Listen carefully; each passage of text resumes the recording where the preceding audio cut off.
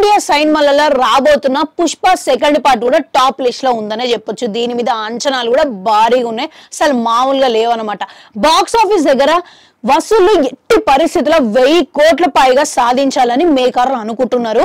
ఇక దీనికి కలెక్షన్లు రావాలంటే కంటెంట్ ఒక్కటి బలంగా ఉంటే సరిపోదు, ఇక వేరే సినిమాలు కూడా పోటీకి దిగకుండా ఉండగలగాలి. ఇక పోటీకి వచ్చినా గానీ వాళ్ళకే ముప్పు, ఎందుకంటే పుష్పరాజ్ ఏ మాత్రం క్లిక్ అయినా గానీ బాలీవుడ్లతో సహా బొక్క బోర్లా పడాల్సి వస్తుంది అనమాట. ఇక అందుకే ముందు జాగ్రత్తగానే తీసుకొని పుష్పరాజ్ కి ఎదురెళ్లే ధైర్యం ఎవరు చేస్తలేదనే అవకాశాలు అయితే ఉన్నాయి.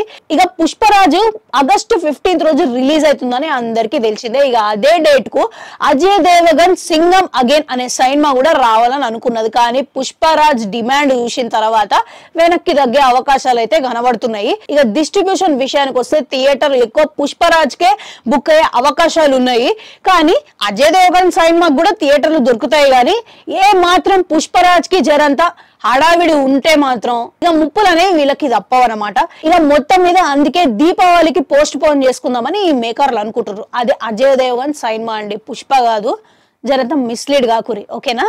ఇక ఇంకోటి ఏంటంటే ఈ సినిమా షూటింగ్ కూడా జరంతా బ్యాలెన్స్ ఉంది, చాలానే ఉంది అని అంటున్నారు. ఇక అందుకే వాయిదా వేయాలని చెప్పేసి అనుకున్నట్టు తెలుస్తుంది. ఇక మొత్తం మీద పుష్ప సినిమా ఈ అవకాశాన్ని ఎంతవరకు ఉపయోగించుకుంటాననేది చూడాలి. ఇక మీలో పుష్ప సినిమా కోసం ఎంతమంది వెయిట్ చేస్తున్నారు? ఇక ఈ పాటలో బన్వర్ సింగ్ షికావత్ లాల్ అసలు ఏ విధంగా పుష్పరాజ్ మీద కక్ష తీసుకుంటారని అనుకుంటున్నారు? కామెంట్లలో కామెంట్ పెట్టుర్రి, అట్లా అడుగు గంటుంటారు, అది కూడా నొక్కురి. మళ్ళీ వస్తా.